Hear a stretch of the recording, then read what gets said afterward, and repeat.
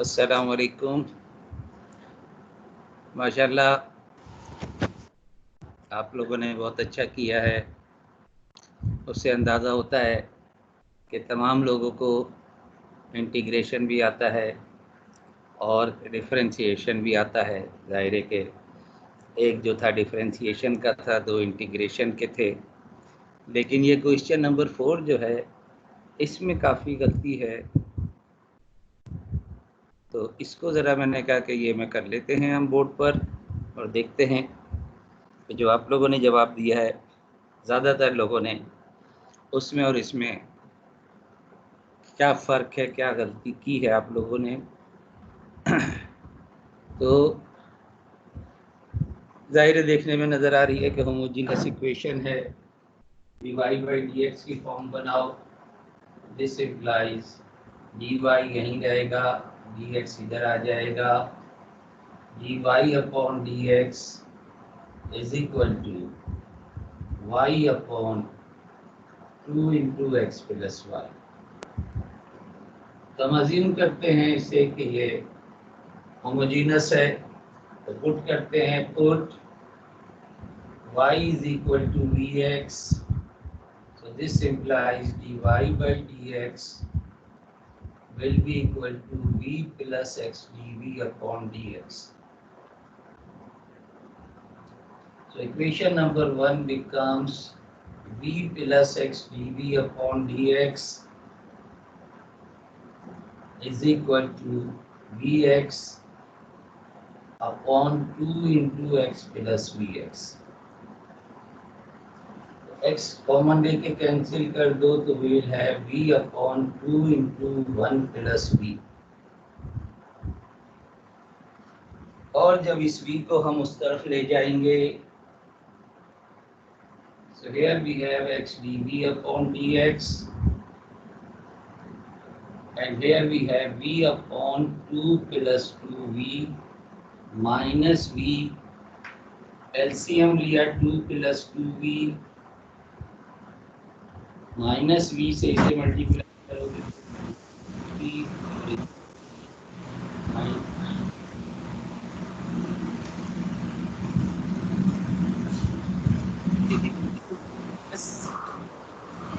One plus minus v plus 2v square. यहाँ से minus भी हो जाएगा और माइनस 2v स्क्वायर हो जाएगा, तो माइनस हमने कॉमन ले लिया। यहाँ से भी आप 2 कॉमन ले लोगे दोबारा, तो 1 प्लस v। तो पोजीशन हमारे पास ये है कि x dv upon dx is equal to this. Variable separate करो, 2 को यहीं छोड़ो, माइनस हाफ को यहीं छोड़ो, इनफैक्ट 1 प्लस v या 2 को साथ ले जाएं, plus v upon v common ले लोगे तो 2v प्लस 1 dv। तो 2 को यहाँ रहने दो, 2 को उसी तरफ रहने दें, is equal to minus dx upon 2x। इसको भी अगर आप, अब इसका ज़ाहिर पार्शियल फ्रैक्शन बनेगा, तो हम इसे integral v plus 1 upon v into 2v plus 1 dv plus, इसको भी इधर ले आए तो 1 upon 2 dx upon x is equal to 0. Let me call equation number 2. Partial fraction बनाने के लिए कंसीडर कर लो, consider v plus 1 upon v into 2v plus 1 a upon v plus b upon 2v plus 1। Let me call equation number 3। Denominator से multiply करोगे तो यहाँ आ जाएगा v प्लस 1, a के साथ आ जाएगा 2v प्लस 1, b के साथ आ जाएगा v। इक्वेशन 4 हमने इसे कह दिया। अब एक एक करके आपको 0 पुट करना है। Put v is equal to 0। तो v को 0 पुट करोगे तो जाहिर है लेफ्ट हैंड साइड पे सिर्फ 1 बचेगा और राइट हैंड साइड पे आपके पास a बचेगा। तो इस तरह से a की वैल्यू आपको हासिल हो गई 1। And now put 2v plus 1 is equal to 0, यानी कि v is equal to minus half. v को माइनस हाफ पुट करोगे इक्वेशन नंबर 4 में तो minus half plus 1 is equal to ये 0 हो जाएगा और ये माइनस हाफ b। तो यहाँ से आपके पास प्लस हाफ आया है और यहाँ माइनस हाफ b है। तो इस तरह से b की वैल्यू आपके पास हासिल हो जाएगी -1। a is 1 and b is -1। तो ये वैल्यूज आ गई। अब ये स्क्रीनशॉट डाल दो आप लोग ताकि मैं उस कॉर्नर से मिटा दूं।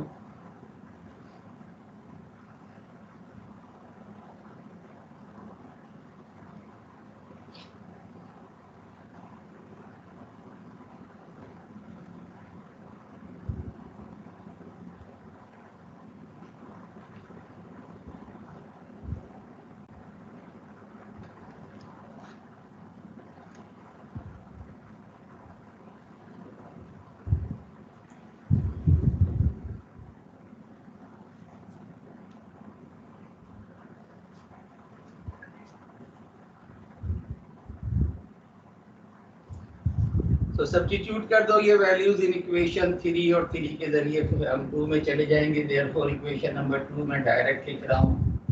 इंटीग्रल ऑफ a इज 1 तो 1 upon v minus b is -1 तो -1 upon 2v plus 1 dv plus 1 upon 2 dx upon x is equal to 0। Integrate करने से पहले बेहतर है कि आप, क्योंकि यहाँ हमें 2 चाहिए ऊपर, तो थ्रू आउट 2 से मल्टीप्लाई कर दो। अगर थ्रू आउट 2 से मल्टीप्लाई कर दोगे तो पोजीशन ये होगी आपके पास dv upon v minus integral इस 2 को इनसाइड रखो 2v प्लस v प्लस 1 और ये 2 कैंसिल हो जाएगा। यहाँ सिर्फ आपके पास dx अपॉन x बचेगा।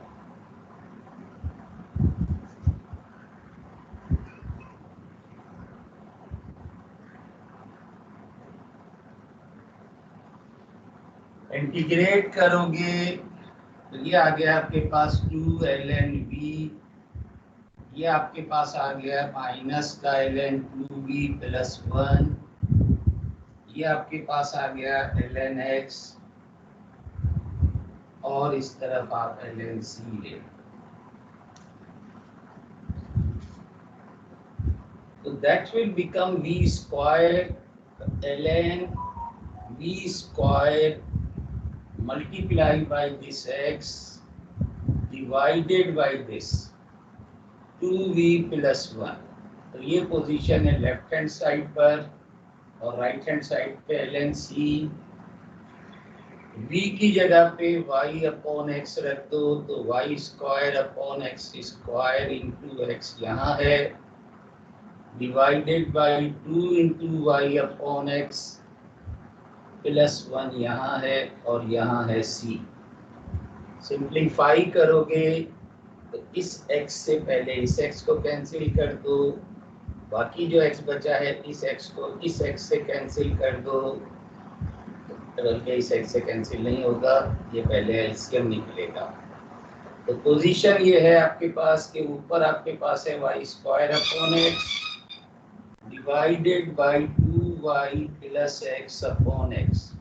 अब इस एक्स को एक्स से कैंसिल कर दो, तो आपके पास जो आंसर आएगा उसमें वाई स्क्वायर ऊपर है और ये नीचे है।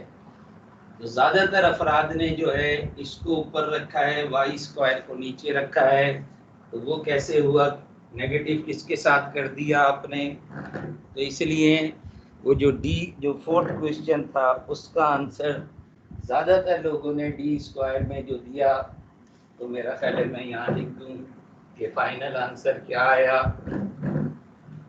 This implies y square upon 2y plus x sir ln x plus में कैसे आ गया जी। सर ln x प्लस में कैसे आ गया? ln x तो माइनस होगा ना? माइनस बी है, बी जो है नेगेटिव में है, ए नेगेटिव में नहीं है। आपने ए को नेगेटिव किया है, बी को पॉजिटिव किया है, तो ये इसका रेसिप्रोकल आया है। आंसर ये है। अक्सरियत ने, सिवाय मेरा ख्याल है एक दो हैं जिन्होंने ये आंसर दिया है, बाकी अक्सरियत ने जो है इसका रेसिप्रोकल आंसर दिया है। तो रेसिप्रोकल जाहिर है जब ही आएगा जब आपने इसको नेगेटिव निकाला हो और इसको पॉजिटिव निकाला हो, क्योंकि डिवाइडेड बाई जो है 2v प्लस 1 जो है वो डिवीजन में आएगा, नेगेटिव उसके साथ है। तो that will be the answer. लिहाजा क्वेश्चन 4 जो है वो अक्सरियत का रॉन्ग हुआ है। और बाकी जैसे मैंने कहा माशाल्लाह के वैसे तो पार्शियल फ्रैक्शन सबको आता है, जाहिर है पहला सवाल ही पार्शियल फ्रैक्शन का था और वो सबने सॉल्व करके जवाब सही दिया है। तो ये गलती किस क्यों हो गई सबसे कि प्लस का माइनस और माइनस का प्लस कर दिया। तो इसलिए अब मुझे फिक्र करने की ज़रूरत नहीं है कि अब मैं सवाल को आधे छोड़ सकता हूँ। और जाहिर है वो तो चैप्टर ख़त्म हो गया जिसमें इंटीग्रेशन ज़्यादा था, तो अब मैं वहाँ पर सवाल छोड़ सकता हूँ कि अब इंटीग्रेशन सबको आता है। इंटीग्रेशन बाई पार्ट का सवाल दिया था, इंटीग्रेशन बाई पार्शियल फ्रैक्शन का दिया था, तो सबने माशाल्लाह सही किया है। तो इसलिए माशाल्लाह सबको इंटीग्रेशन बहुत अच्छा आता है। तो चलिए हेडिंग दो, so to find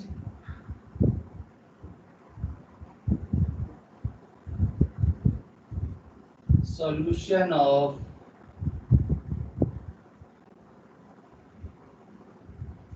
equation number 2, ये वो है इक्वेशन नंबर 2 जो हमने चैप्टर के शुरू में लिखी थी। चैप्टर के शुरू में जो हमने इक्वेशन 2 लिखी थी और फिर उस 2 के बाद 2.1, 2.2, 2.3 तक हम पहुंचे थे। तो मैं ये वो फॉर्म लिख रहा हूँ जो ये फॉर्म थी कि f of d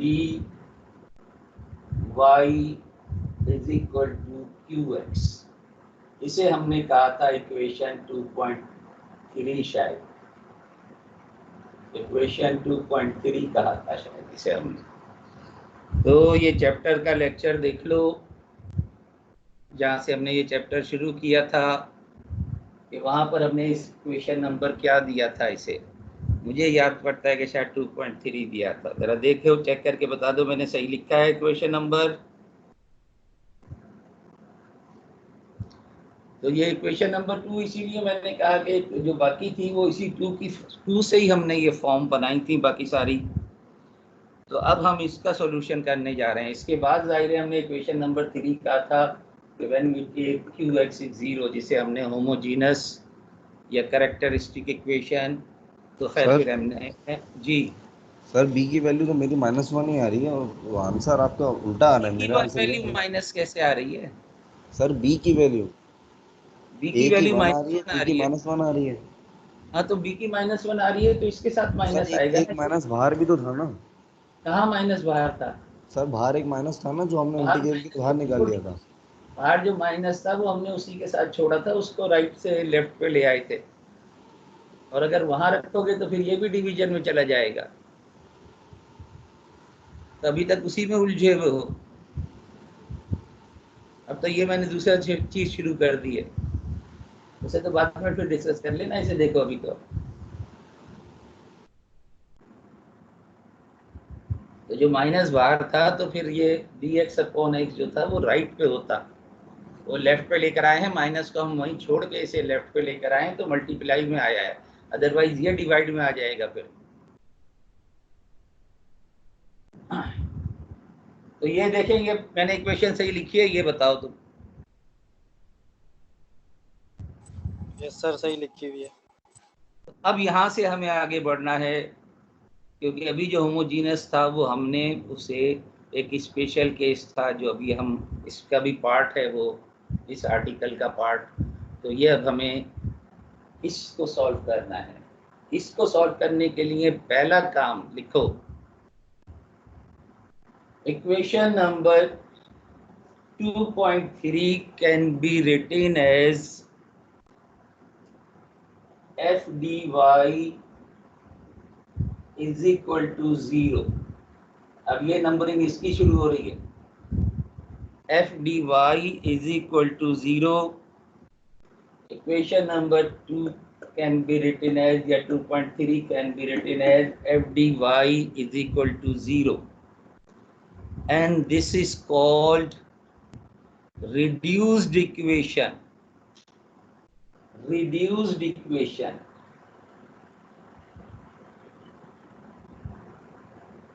of equation number 2.3 या 2. This is called reduced equation. ज़ाहिर है ये काम अब हम कर चुके हैं। And the solution of equation number 3,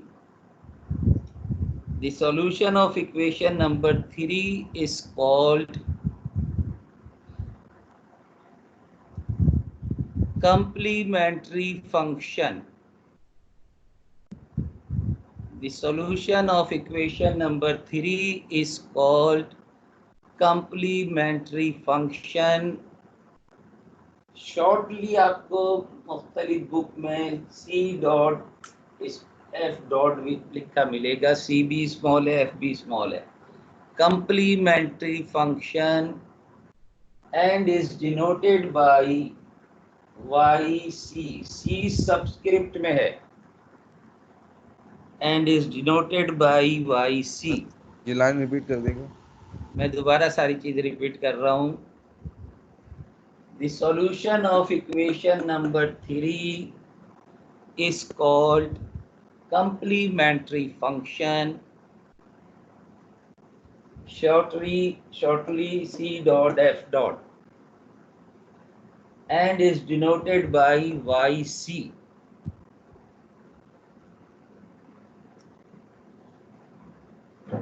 तो ये काम हम YC निकालने का, वहां हमने उसे YC नहीं कहा था, हमने उसे Y रखा था, क्योंकि QX हमने 0 नहीं लिया था। वो जो सवालात थे वो ऑलरेडी 0 के साथ थे, जिसे हमने होमोजीनस इक्वेशन कहा। अब हमने इससे इसे होमोजीनस बनाया है, तो उसको रिड्यूस किया है हमने, QX की जगह पे 0 लेके काम किया। तो जो अब जो सॉल्यूशन आएगा तो उस सॉल्यूशन को हम रिप्रेजेंट करेंगे YC से, complementary function. And now equation number 2, तो 2 ही लो क्योंकि वो 2 ही का एक पार्ट था, can be written as y is equal to 1 upon fd into qx. Let me call equation number 4.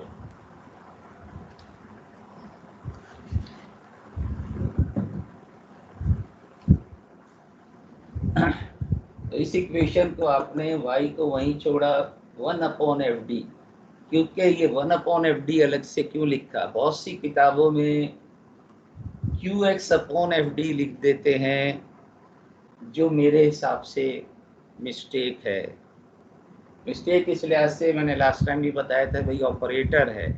Operator चाहे dx² लिखा हो या 1 अपॉन dx² लिखा हो, तो इसका मतलब है कि डेरिवेटिव ऑफ x², और ये हो गया एंटी डेरिवेटिव। जब d का मतलब है डेरिवेटिव, तो 1 अपॉन d का मतलब है एंटी डेरिवेटिव। यानी इंटीग्रेशन।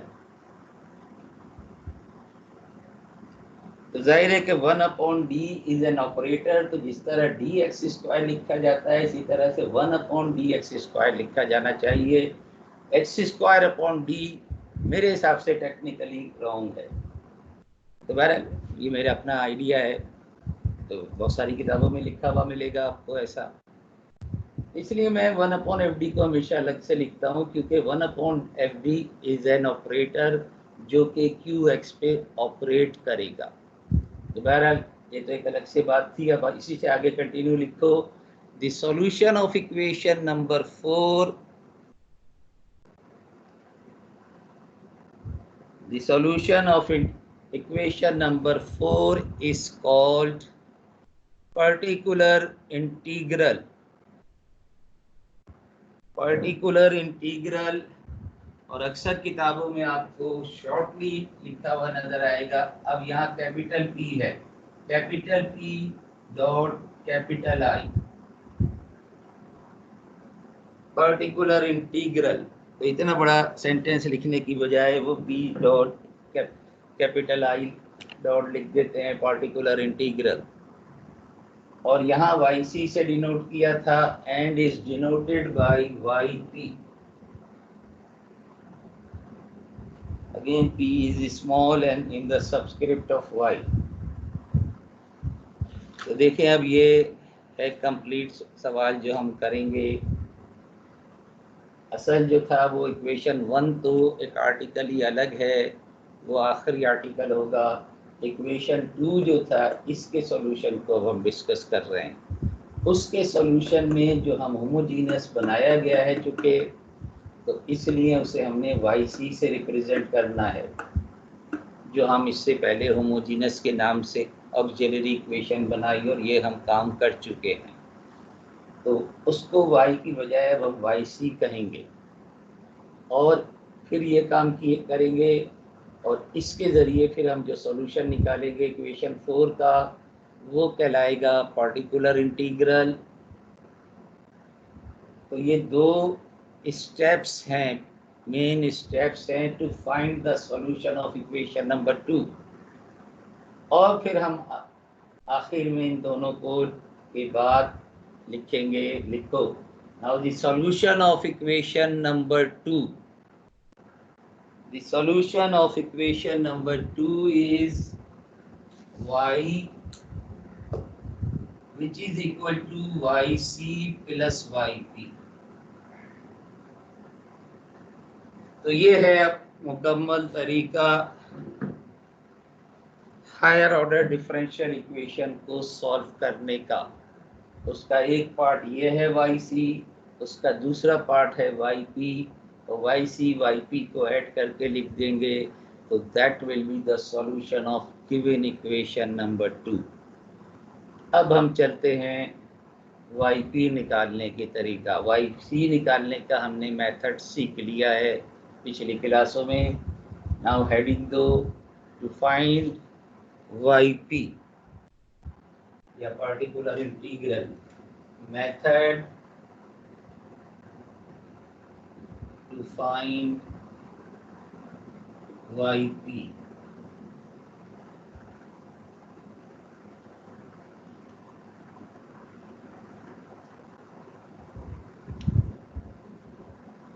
केस 1,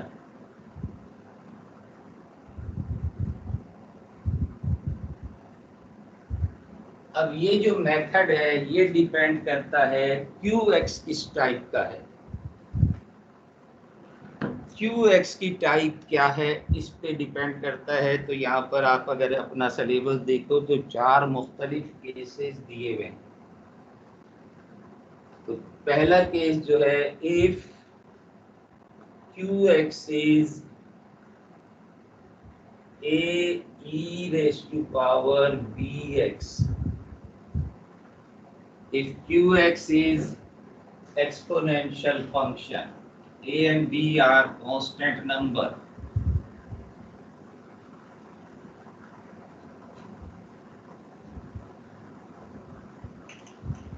तो पहला केस है कि अगर qx एक्सपोनेंशियल फंक्शन हो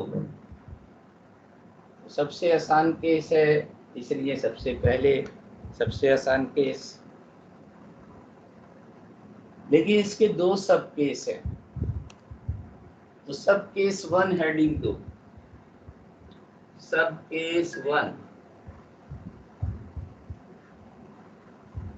if f of capital F है, क्या लिखना, d is not equal to 0, यानी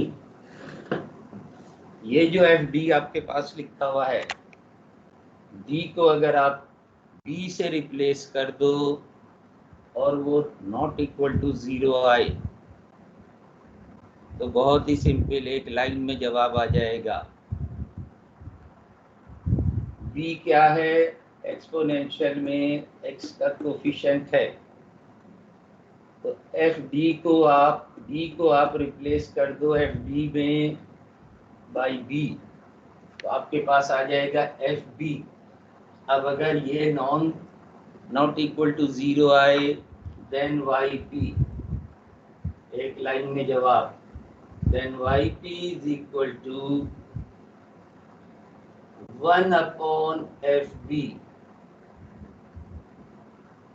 ए e b x as it is रहेगा, that will be y p, that's all.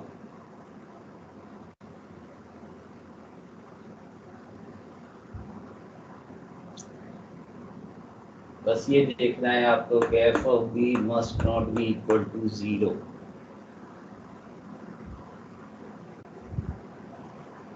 सब केस 2,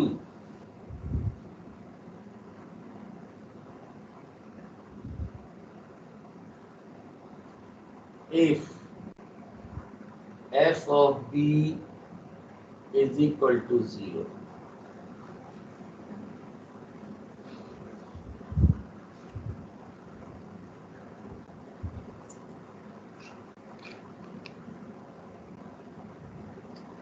सर ये वाई ऑफ पी क्या है सर? ये अब ये मसला क्या हुआ?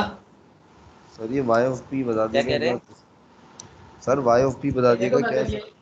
दो सब केस हैं इसके, अगर एक्सपोनेंशियल फंक्शन में है क्यू एक्स, ज़ाहिर मुख्तलिफ हो सकते हैं ना। ये तो पहला केस हम डिस्कस कर रहे हैं कि अगर क्यू एक्स आपके पास, ज़ाहिर सवाल करेंगे तो अभी तो मैं थ्योरी करा रहा हूँ, सवाल करेंगे तो आप देखेंगे कि सवाल सबसे आसान सर यही है, पहला पार्ट। सर मैं कह जी रहा हूँ वाई ऑफ सी तो निकाल लिया पिछले सवालों में ना। हाँ, वाई तो पी हो तो अब निकालेंगे ना, तो पूरा सोल्यूशन सर निकालेंगे। वाई ऑफ पी एक बार फिर बता दिएगा क्या है, मैं ये बोल रहा था। वाई पी जो है वो इसका सोल्यूशन है। वो हम करेंगे सवाल तो आप देख लेंगे, मुकम्मल सवाल जब हम करेंगे तो। वाई सी हमने निकाल लिया पिछले तरीके से, अब हम वाई पी को निकालने के लिए उसके मेथड डिस्कस कर रहे हैं। तो पहला मेथड अब ये देख रहे हैं, वो डिपेंड करते हैं, हर मेथड डिफरेंट है, क्योंकि फंक्शन आपके पास जो है उस पर डिपेंड कर रहा है। फंक्शन अगर एक्सपोनेंशियल फंक्शन है और एफ बी, डी की जगह बी पुट करके देखा, नॉट इक्वल टू 0 आ गया, बहुत ही आसान, 1 मिनट में सवाल हल हो गया। लेकिन अगर ये 0 आ जाए तो फिर यहाँ से कुछ इंडिकेशन है, और वो इंडिकेशन आप वाई सी में देख चुके हो कि इसका मतलब है 0 कब आता है, क्योंकि ऑक्सिलरी इक्वेशन का रूट होता है वो जो हमने देखा कि ऑक्सिलरी इक्वेशन का रूट की डेफिनेशन यही है कि which will satisfy the equation.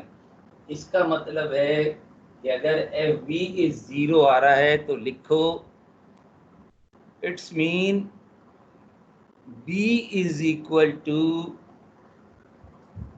any one of the root of,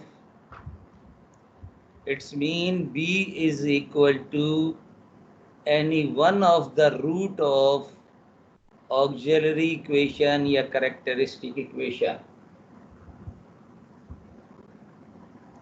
f b is equal to 0 mean b is equal to any one of the root of characteristic equation और auxiliary equation।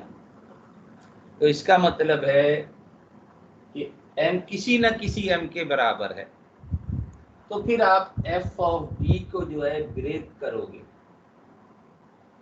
फिर आप f of d को break करोगे कोई ना कोई ऐसा factor जरूर मौजूद होगा डी माइनस बी जो इसे जीरो बना रहा है, क्योंकि डी की जगह आपने बी रखा है तभी तो ये जीरो बना।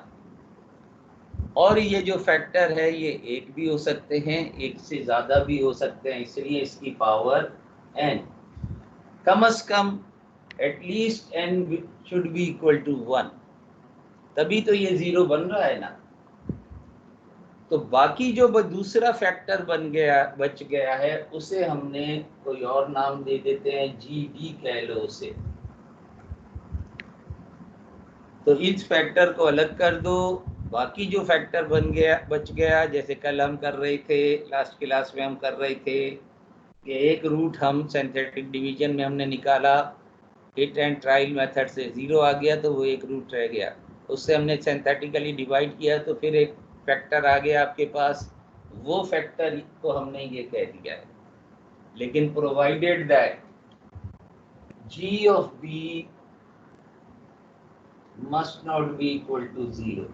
जब जी बी में हम बी की जगह बी पुट करें तो अब उसे जीरो नहीं होना चाहिए, क्योंकि जो फैक्टर जीरो बना रहे थे वो ये था, उसे हमने सेपरेट कर दिया है।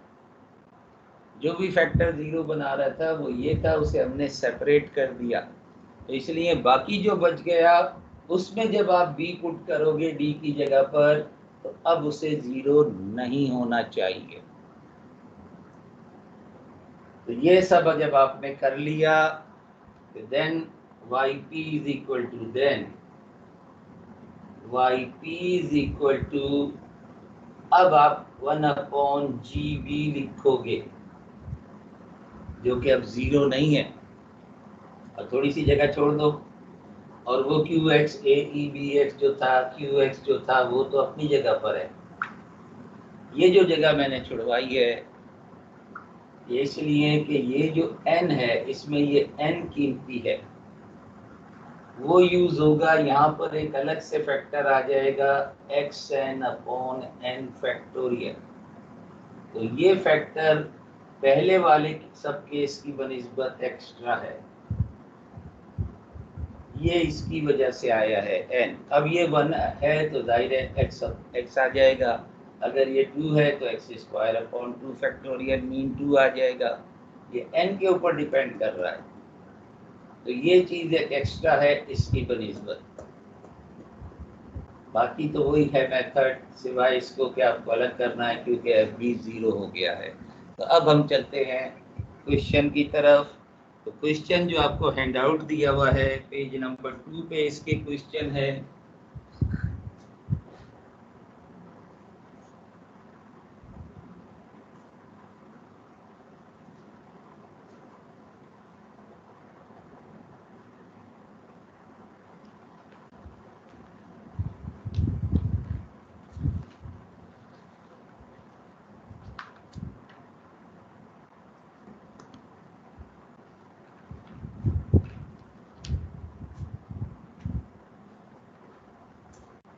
तो ये एग्जांपल नंबर 1 में से कह देता हूँ कि d² + 4y = 3e2x।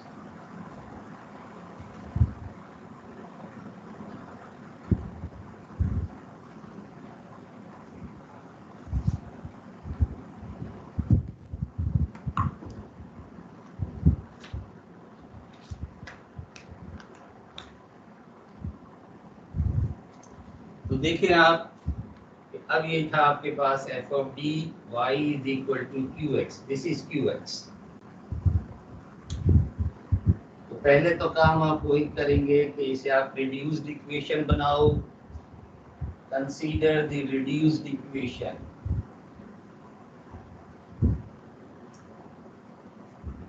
तो d² + 4y = 0। इससे आप ऑक्सिलरी इक्वेशन बनाओ, m² + 4 = 0। और यहाँ से आपके पास m = ±2 2 आयोटा, ये 2 रूट आ गए। कॉम्प्लेक्स रूट आ गए, वाई सी लिख दो। अब आप वाई नहीं लिखोगे, अब आप लिखोगे वाई सी। देयरफॉर, तो यहाँ वो सेंटेंस लिख दो, the roots are complex. Therefore Y C is equal to a1 sin 2x plus a2 cos 2x, and let me call equation number 4.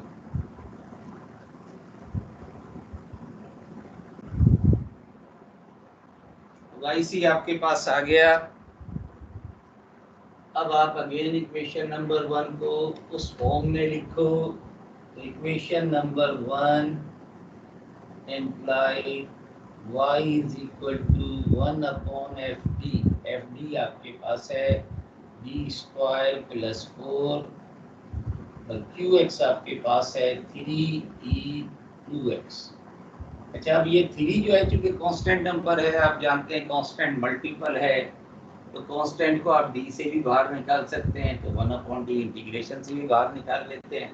तो इस 3 को अगर चाहो तो पहले से यहाँ लिख दो, फंक्शन यहीं रहना चाहिए, क्योंकि फंक्शन पे भी हमें इसे अप्लाई करना है। कांस्टेंट पे तो जाहिर मल्टीपल है, इसलिए तो अगर यहाँ यहीं लिखा रहने दोगे तो भी कोई हर्ज नहीं है, बाहर निकाल दोगे ऑपरेटर से तो भी कोई हर्ज नहीं। अब आपके पास ये आ गई फॉर्म के 1/f(d)(qx). here f of d is here, वैसे तो ऊपर आप लिख चुके होंगे लेकिन दोबारा लिख लें। here f of d is d square plus 4 and b है काम का, b है 2। तो आपको f of b पुट करना है, d की जगह b पुट कर दो, which is 2। तो 2 स्क्वायर, तो ये 8 आ गया, नॉट इक्वल टू 0।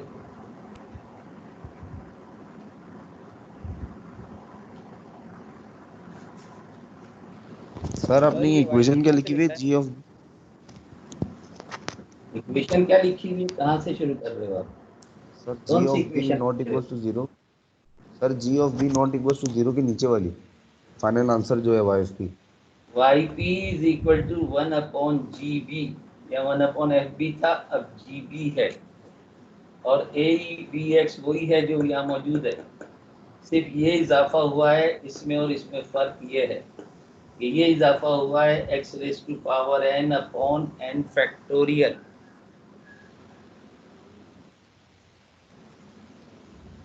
अभी मैं इसे नहीं मिटा रहा सब केस 2 को, इसकी एग्जाम्पल यही कर लूँगा, ये पोर्शन दोबारा मिटा दूंगा मैं। फिलहाल तो इसे ऊपर वाला सब केस 1 मिटा रहा हूँ।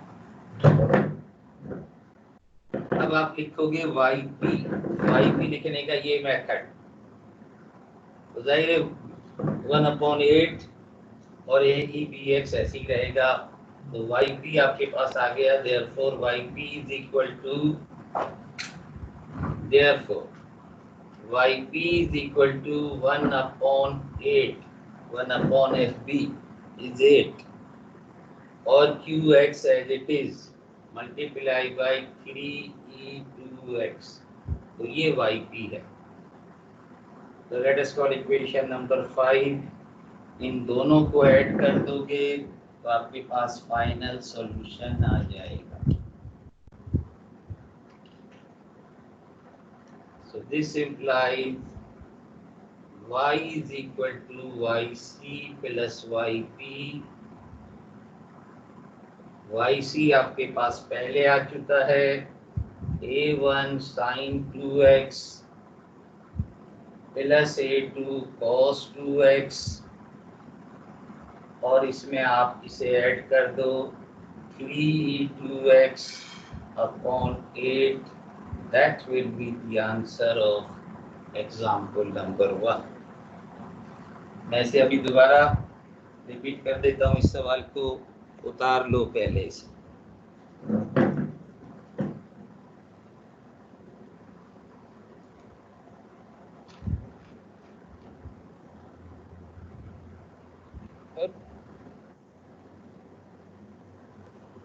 जी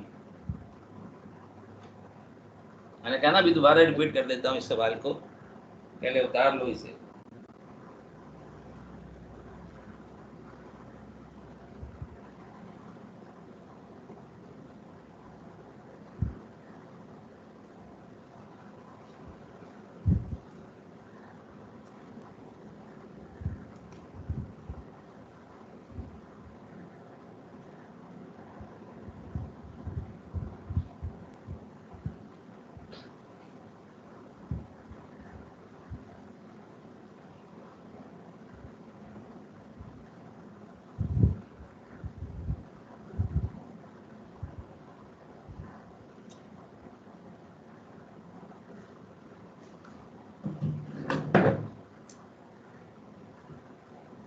देखिए ये एग्जाम्पल दोबारा रिपीट कर रहा हूँ, ये मुकम्मल सवाल है।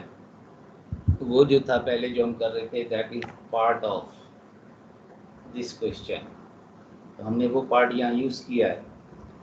तो अब आपके पास मुकम्मल क्वेश्चन है, राइट हैंड साइड पे क्यू एक्स की वैल्यू गिवन है।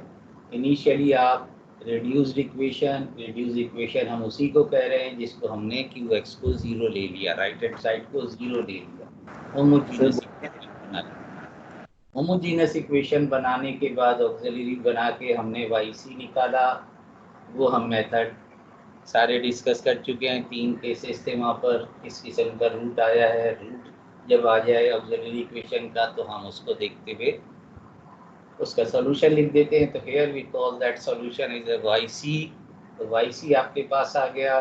फिर जो हमने आज शुरू किया, ये जो इक्वेशन नंबर 1 थी उसको 1/FD/QX की फॉर्म में लिखा। तो 1/FD/QX की फॉर्म में लिखा।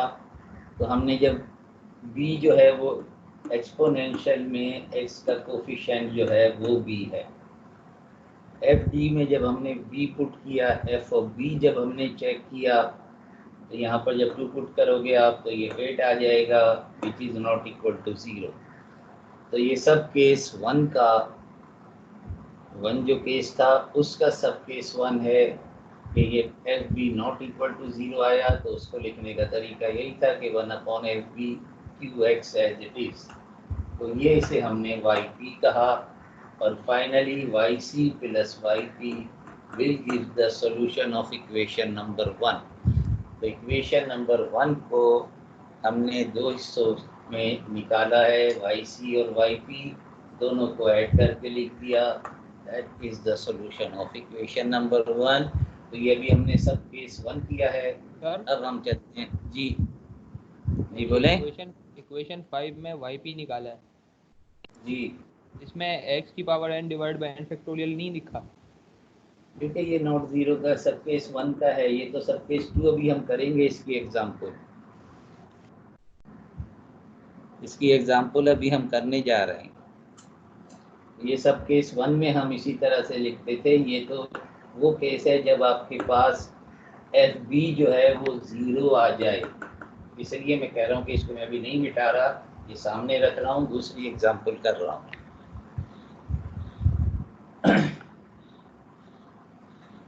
तो आ जाइए एक और एग्जाम्पल, ये मैं अपने पास से दे रहा हूँ आपको एग्जाम्पल, क्योंकि इसमें जो आगे सब एग्जाम्पल दी हुई हैं उनमें सिर्फ सब केस 2 की कोई एग्जाम्पल नहीं है। और अभी एक्सरसाइज हम नहीं देख रहे। Let me right it with example number 2। और ये y डैश की फॉर्म में दे रहा हूँ मैं, y डबल डैश माइनस, जो आप लोगों को भी दिया भी था इस किस्म का सवाल, प्लस 2y। चलो इसमें दोनों ही केस डिस्कस कर लेते हैं। 4e raise to power x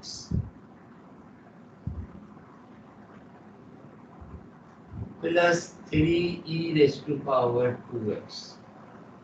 यहाँ मैंने दो मुख्तलिफ फंक्शन डाले, या क्या करूँ अभी नहीं डालूँ, चलिए अभी नहीं डालते इसको, दूसरे ही केस से डिस्कस करते हैं।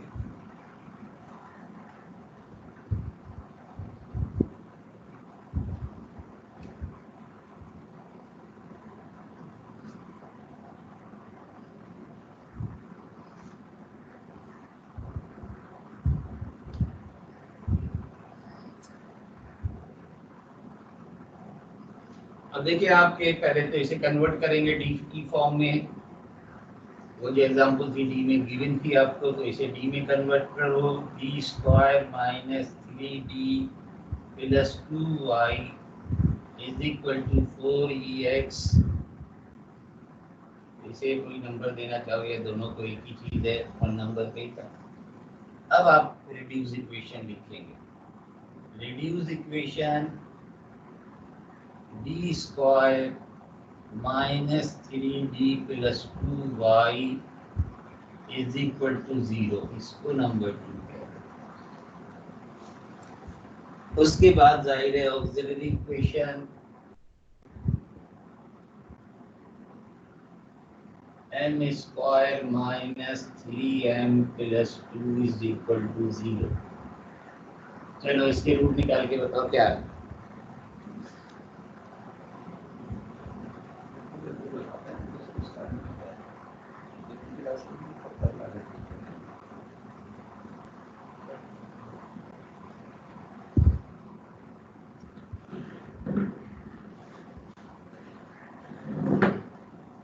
इक्वेशन नंबर 3 का रूट बताओ क्या है।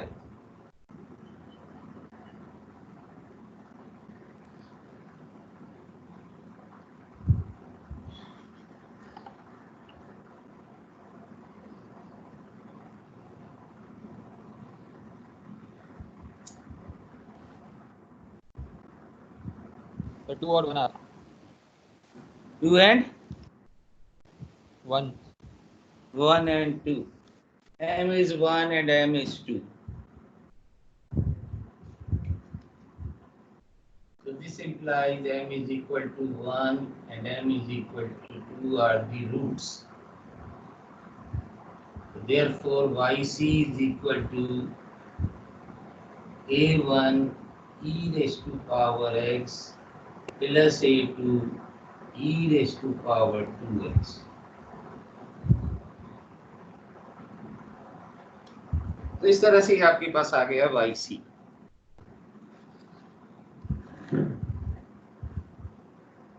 नाउ कंसीडर इक्वेशन नंबर 1 को दोबारा लिखो, y is equal to 1 upon F D, जो कि आपके पास है D square minus 3d plus 2, और क्यू एक्स आपके पास है 4ex।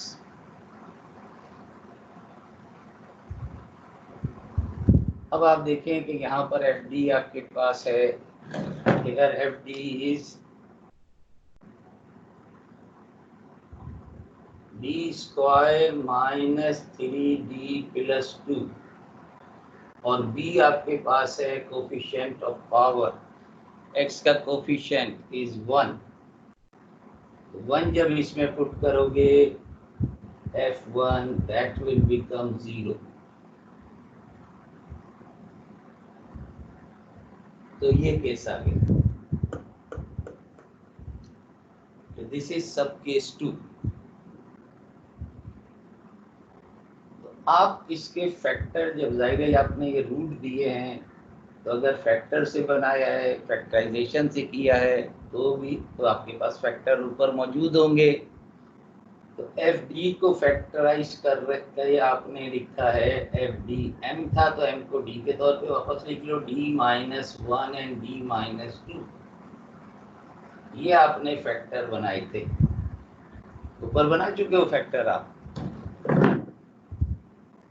तो आप देखें कि इन दोनों में से एक फैक्टर है जिसमें आप डी को जब 1 रखोगे तो ये 0 हो जाएगा, यहाँ रखोगे तो 0 नहीं होगा। तो कम से कम एक फैक्टर ये होगा ही होगा, तभी ये 0 हो रहा है।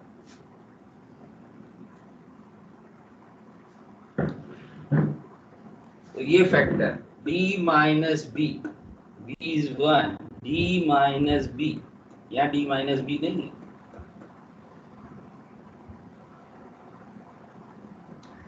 तो इस फैक्टर को अलग कर दो, जो दूसरा वाला फैक्टर है उसे हमने कहा है जी डी।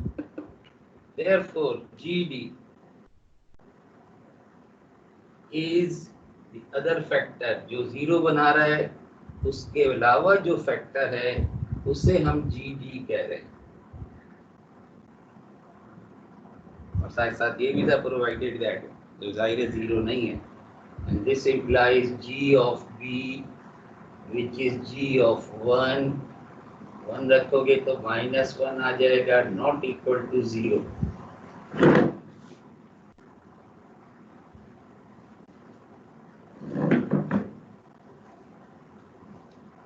ये देख लेना, नजर आ रहा है ये लिखा हुआ?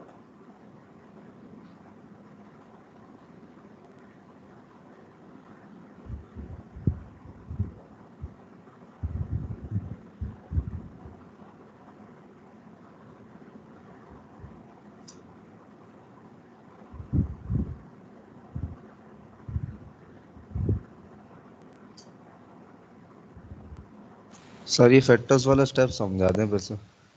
क्या समझा दूं? सर ये वाला, ये वाला।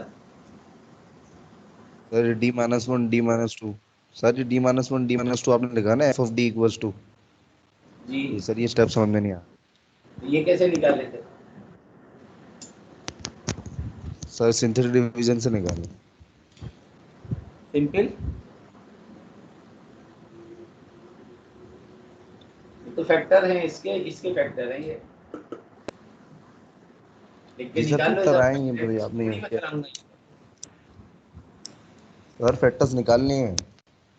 ये फैक्टर बनाए हैं D square minus 3d plus 2 के, एफ डी है ना, इसके फैक्टर बनाए हैं ये, जो यहाँ बना चुके, तभी तो ये वैल्यू निकली है।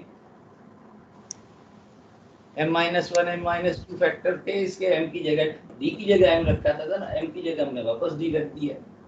तो मैंने कहा ना ये फैक्टर आप ऊपर बना चुके हो, अगर फैक्टराइजेशन से ये निकाला है तो। और अगर क्वाड्रेटिक फार्मूला से निकाला है तो माइनस कर दो, m-1 m-2 दो फैक्टर हो जाएंगे। m इक्वल टू 1 कहाँ से आता है? m-1 को 0 रखने से आता है। तो d-1 यहाँ से d-2 ये फैक्टर है, रूट को देख के आप कह सकते हैं।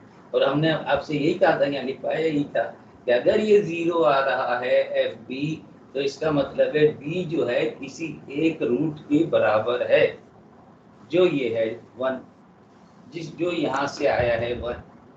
ये वो फैक्टर है जहाँ d की जगह 1 पुट कर दोगे तो 1 - 1 0, लेकिन अगर यहाँ 1 रखोगे तो 1 - 2 इज -1, जो आपने यहाँ लिख दिया उसे आपने जी कह दिया। अब आपके पास ये सारा कुछ आ चुका है, ये चीज आ चुकी है, अब आपको सिर्फ वाई पी लिखना है। देयरफॉर वाई पी, अब आप इसे देख के लिखोगे कि ये जो फैक्टर है ये 1/GB तो ये आ चुका है 1, therefore Y P is equal to 1/-1, G1 भी आपके पास आया है -1, और यहाँ पर n कितना है, इसकी पावर कितनी है, इसकी पावर है 1। तो यहाँ आपके पास सिर्फ आएगा x⁻1/1 फैक्टोरियल, इस जो मैंने एक्स्ट्रा बताया पिछले वाले सवाल से, और ये as it is 4ex as it is. So this is Y P, जरा इसे रीराइट कर लें। So this implies yp is equal to -x, okay 4 को पहले लिख लेते हैं, -4xex, दिस इज yp। तो yc को हमने कोई नंबर दिया था 4, इसे 5 कह लो, दोनों को ऐड कर दोगे, that will be the solution of question number 1, example number 2. This implies y is equal to yc a1 ex plus a2 e2x minus 4x ex. That will be the answer.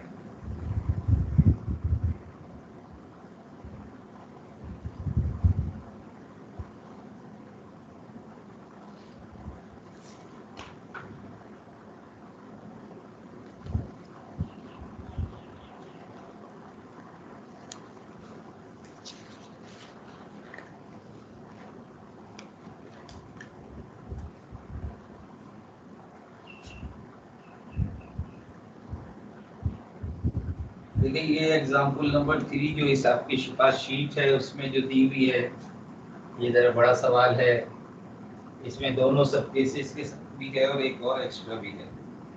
तो ये example 3, अब ये example 3 जो है मैं second page जो आपको दिया हुआ है उससे ले रहा हूँ। D Q plus 1y is equal to 1 plus e raise to power minus x plus e raise to power 2x।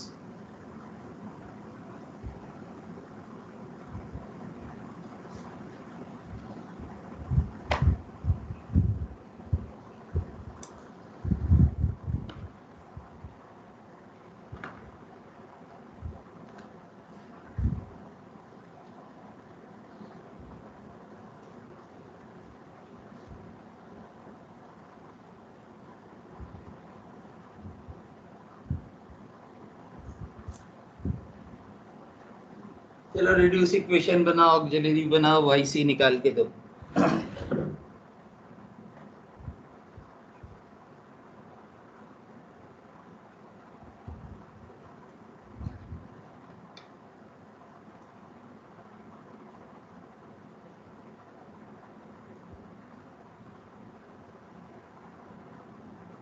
यार समझ में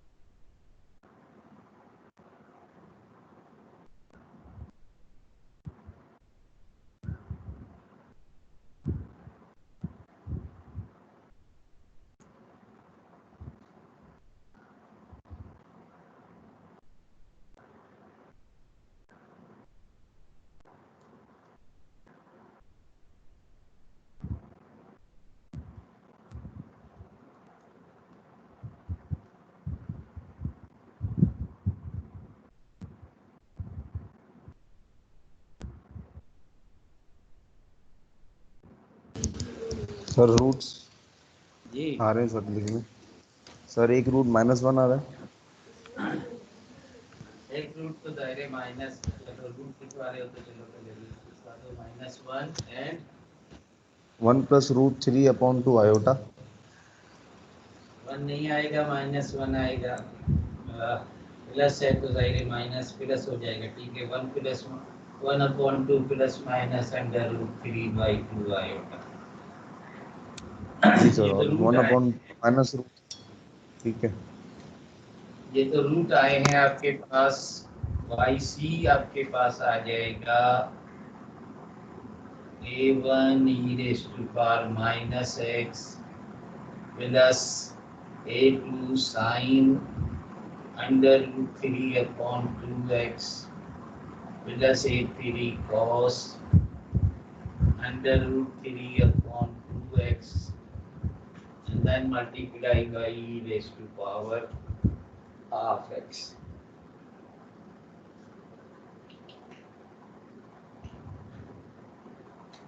E raised to power 1 upon 2x या x upon 2. So let us call equation number 4.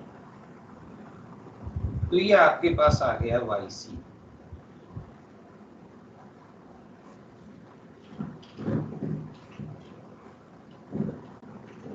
अब आप देखें right side पे पहले दोनों जो हमने एग्जांपल की हैं उसमें सिर्फ एक टर्म होती है, यहाँ पर 3 टर्म है राइट हैंड साइड पर। ये जो 1 है इसको भी बेहतर है कि एक्सपोनेंशियल फंक्शन बना लो, क्योंकि दोनों एक्सपोनेंशियल में है। दायरे 1 को आप e raised to power 0x लिख सकते हैं। तो नाउ कंसीडर इक्वेशन नंबर 1, इसको आप y is equal to 1 upon fd। fd आपके पास है d cube प्लस 1, इसकी जगह आप लिख दें e raised to power 0x plus e raised to power -x plus e raised to power 2x। और बेहतर ये है कि आपको मालूम ही है कि डेरिवेटिव में भी यही होता है, इंटीग्रेशन में भी यही होता है कि डेरिवेटिव हो तो हर एक पे अलग अलग लगा सकते हैं, इंटीग्रेशन हो तो हर एक पे अलग अलग लगा सकते हैं। तो इनको 3 क्वेश्चन में 3 में ब्रेक कर दो कि 1 अपॉन d क्यूब प्लस 1 के साथ e raised to power 0x एक आ गया आपके पास plus 1 upon d cube plus 1 e raised to power minus x plus 1 upon d cube plus 1 e raised to power 2x। और इसको आप कोई नंबर दे दो, नंबर 5। एक एक करके कंसीडर कर लो। पहले इसे कंसीडर कर लो, उसे हम yp कह लेते हैं। Let yp1 is equal to 1 upon d cube plus 1 e raised to power 0x।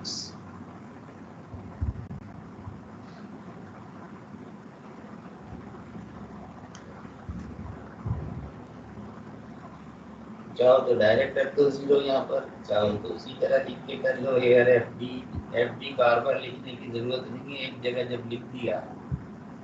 लेकिन b जो है वो 0 है, जाहिर है एफ डी यानी f0 d की जगह 0 पुट करोगे तो 1 आ जाएगा, नॉट इक्वल टू 0।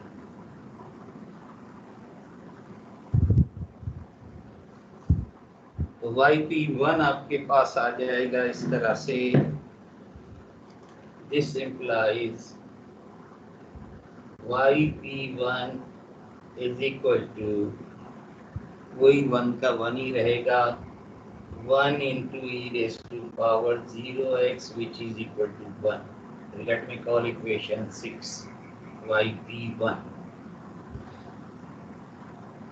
तो कांस्टेंट के को अगर है तो उसके लिए बेहतर यही होता है कि उसे e raised to power 0x से मल्टीप्लाई कर दो।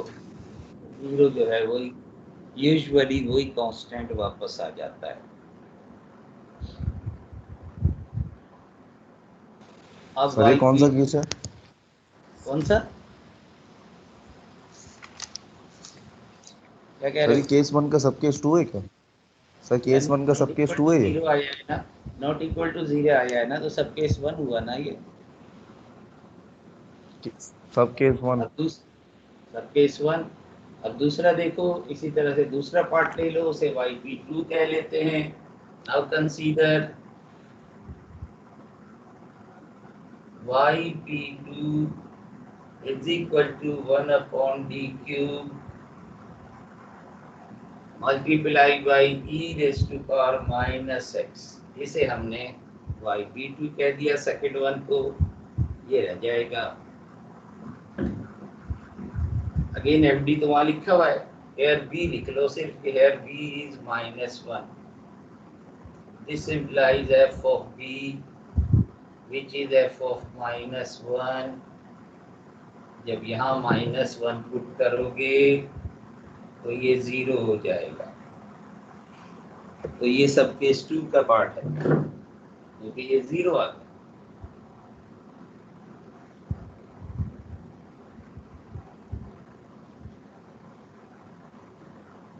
तो जब ये 0 आ जाए तो वो जो yc निकाला है, वो जो डी क्यूब प्लस 1 था, ए क्यूब प्लस बी क्यूब के फॉर्मूले से, तो डी क्यूब प्लस 1 के आपने फैक्टर बनाए होंगे D plus 1 and D square minus D plus 1। ये फैक्टर बने थे एफ डी के।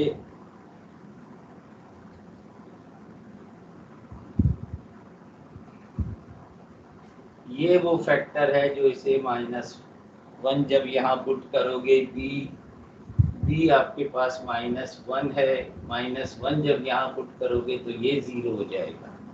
अब ये जो बचा हुआ है, दिस इज के सब case 2। Here g of d is d square minus d plus 1। जब आप इसमें g ऑफ -1 b पुट करोगे, g of b g of -1, जब इसमें आप -1 पुट करोगे तो ये 3 आ जाएगा, नॉट इक्वल टू 0।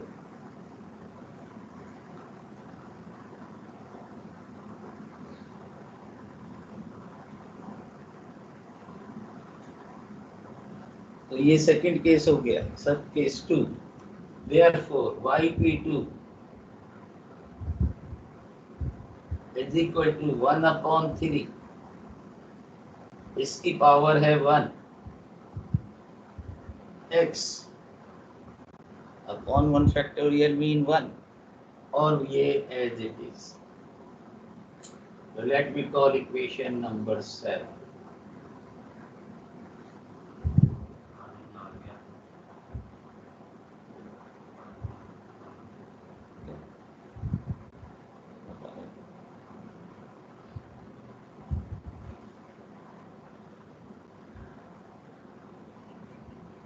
ट्वेल्व 38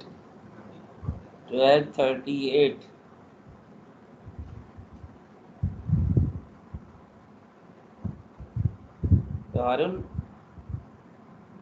अब आए हो या अटेंडेंस लगाइए?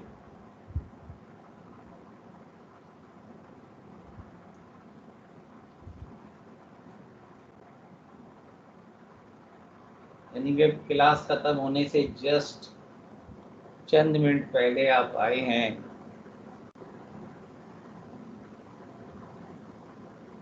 शायद फिर इसीलिए ये डिमांड है कि सर क्लासेस रूम में होनी चाहिए और पेपर जो है वो ओपन बुक होना चाहिए, वो ऑनलाइन होना चाहिए। तो ये जो डिमांड आई थी आप लोगों की तरफ से, 10 मिनट के लिए क्लास में आओगे तो क्या करोगे? चलो खैर, तो yp2 निकाल लिया। अब इसी तरह से yp3, तो अब ये मैं मिटा रहा हूँ कुछ। सर जी सर तीनों yp अलग अलग क्यों निकाले? एक साथ निकाल लेते तो ये बहुत छोटा पड़ जाता, क्योंकि वो तो पार्ट अलग अलग है, हर एक की अलग किस्म है। देखो पहले की किस्म सब केस 1 आया था, दूसरे की किस्म सब केस 2 आया, तीसरे को अब देखते हैं हम। तो now consider consider yp3 which is 1 upon the cube plus 1 e raised to power 2x. Here b is 2. F of b, f of 2, तो d की जगह 2 रखोगे तो 2 cube plus 1 which is 9 not equal to 0. Again ये सब case 1 का है. So therefore yp3 is equal to 1 upon 9 e raised to power 2x. This is part 8, equation 8. इन सब को आप इक्वेशन नंबर जो हमने शुरू में लिखी थी 5 जिसे कहा था वहाँ पुट कर दो. Put in equation 5.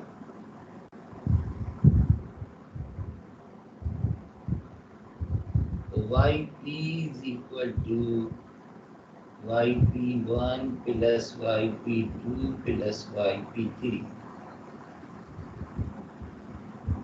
which is equal to yp1 आपके पास आया है just 1, yp2 आपके पास आया है xe minus x upon 3 and yp3 आपके पास आया है e raised to power 2x upon 9. तो ये yp आ गया आपके पास, yc आपके पास मौजूद है. इन दोनों को ऐड कर दो, इक्वेशन 4 और 9 को ऐड कर दो. That will be the solution. तो केस 1 यहाँ कंप्लीट होता है. इंशाल्लाह नेक्स्ट टाइम फिर हम दूसरे केसेस डिस्कस करेंगे.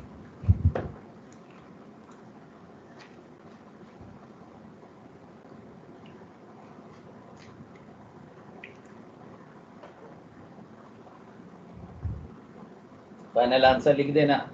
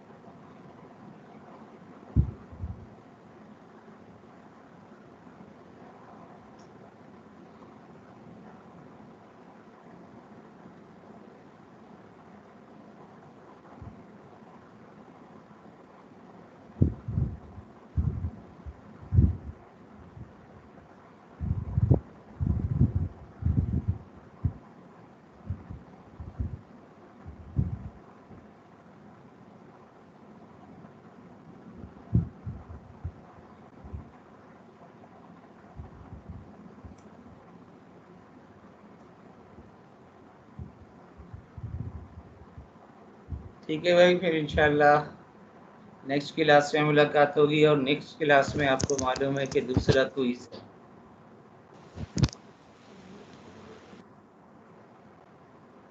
अल्लाह हाफिज़.